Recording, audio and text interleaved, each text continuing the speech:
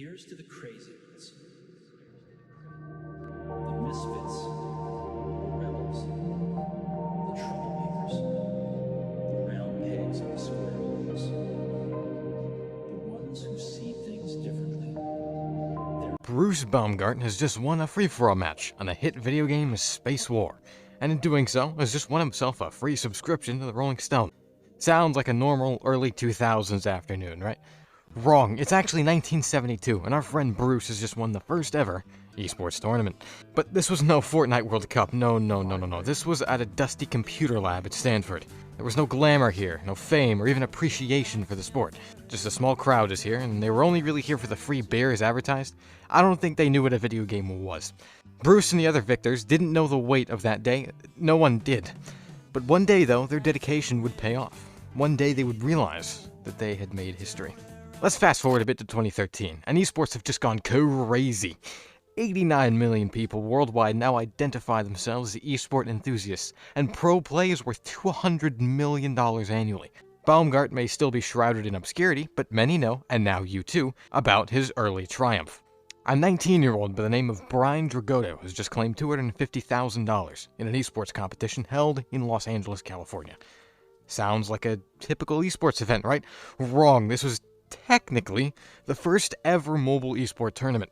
Me and my brother have been playing video games since we were born, so ever since 2 years old we've been competing and playing, so. When he started winning the money and we went to the bank together with some of the checks, I still did not believe.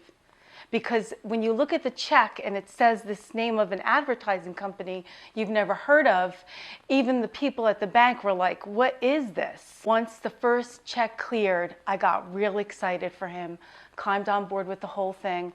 See, the sad thing about it, though, is that this was entirely a promotional event to advertise the film Turbo. See, the actual game being competed was called Turbo Racing League. Unfortunately, the game has been lost to time, or maybe fortunately, who knows. But it was a game where you race a snail around a convoluted track at breakneck speeds, conserving your momentum to hit stunts strewn about the map. Just think of scuffed Mario Kart. The game comes down to perfection. It's like you have to hit every turn correctly, you have to hit every stunt correctly, you gotta go in straight lines, so it just came down to getting a perfect run. Despite the apprehension from his mother and the negative public perception of esports, especially mobile, publicity, spectacle or not, Brian Dragotto made history on that day, July 7th, 2013. In 2014, Counter-Strike was all the rage among the competitive gaming community, so when Critical Force Ltd. Released Critical Strike Portable, it gained a competitive following in what seemed like minutes.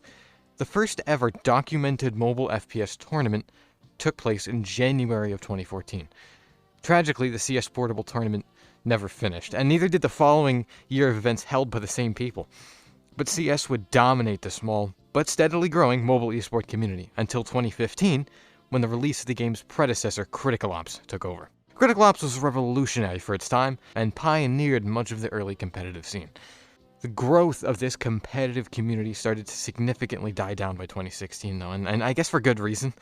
The only worthwhile game in this genre was Critical Ops, and was really janky, even for its time. The following years would be a huge recession for mobile gaming as a whole, and see, I theorize that the decline in games quality was actually a product of negative public outlook, not the other way around. What does that mean? Well, many people looked at mobile gaming in the early 2010s and thought, whoa, that runs on a phone? Crazy.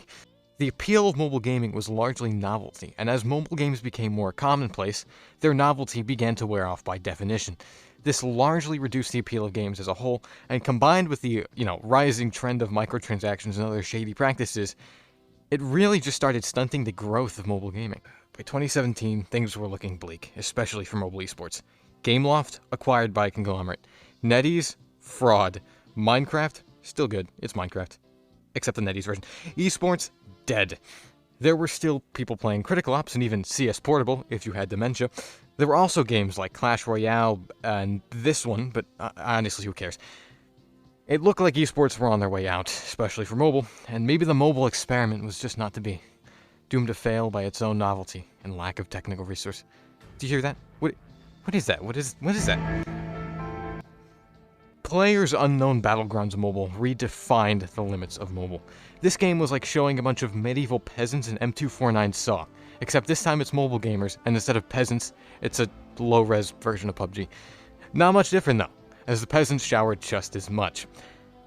Unlike previous esports titles, PUBG didn't just set its game loose into the wild and see what happens, they opened up swinging. Fun fact, esports are worth 25% of gaming-related revenue yearly. Bluehole and Tencent were very aware of this, and they didn't just support PUBG and its community, they cultivated it. They allowed them to advertise their clans in Discord. They had a cutthroat global community ranking system and would regularly hold competitive events. The first of which was a $600,000 international tournament. The hype around PUBG was just unprecedented. Within months of its release, the game peaked at 30 million concurrent players. So I can tell you from experience that the amount of competitive players probably outnumbered the casual ones. This game was humid with sweat, and after about 6 months of its release, every lobby had clan tags and 4 stacks of pub-stopping sweats out for blood. People were no longer here for novelty, they were here to win. And this boom in competitive play started a golden age in mobile esports. PUBG brought massive amounts of attention to mobile as a whole, and is likely the reason why Fortnite came to mobile later the same year. Fortnite was a huge disappointment, however. Its main purpose was to sell cosmetics. The controls were an afterthought, and the game ran absolutely horribly. Competitive play on mobile, Fortnite, was rare. This boom in mobile attention didn't stop there, though, and COD Mobile was dropped the following year in October of 2019. COD became incredibly popular in the casual space, but didn't succeed nearly as much as PUBG in competitive and pro play. While it was still prominent in the game's history, it was much less influential to the game and mobile as a whole. This is likely due to poor weapon balance, RNG-based gunplay, and all the other stuff that makes COD, COD. By this point, mobile would reach its peak, and mobile esports were worth $30 million annually by 2019. The second wave of mobile hype would begin to die down though, and by 2020 things were starting to get pretty stale again. In April of 2020, there was Area F2, which was an R6 knockoff. Okay, you know what happened. I'm not talking about this again. But unfortunately, Area F2 wasn't really around long enough for a proper pro scene. There were tournaments, there probably were even cash prize tournaments too, but it didn't have nearly as much time as all the other titles did. Then later in 2020, we got League of Legends Wild Rift, which is League Mobile. Considering League of Legends is pretty much the biggest esport known to man, Wild Rift did alright for itself in the competitive space. 2020 though was a pretty bad year for pro play. COD got worse, AF2 is gone, Wild Rift is, well, it's alright, it's League of Legends. It's not really gonna, is it gonna do bad? I don't think so. And PUBG is, well, still actually probably one of the biggest esports right now. But even that is starting to die down because of cheating and just kind of an overall lack of new content to the game. Despite the recent slowdown in mobile esports though, the community is still very much alive and well. In fact, it's bigger than it's ever been. It's safe to say mobile competitive play is here to stay. Despite the constant belittlement from the public and gaming community, mobile competitors among us have persevered. We are on the cusp of a new golden age of mobile esports, and when the big corporations are the ones making the new games, it's the people who play them. It's the ones who go against the status quo and pour their heart and soul into a niche disrespected by the masses out of passion. It'll be a very long time till mobile receives the same recognition and support as console and PC games. Maybe never. When it does though, people like you and me will be the ones that somewhere ages and ages hence, out of 2 paths diverging wood, took the paths less traveled. And maybe perhaps, that has made all the difference.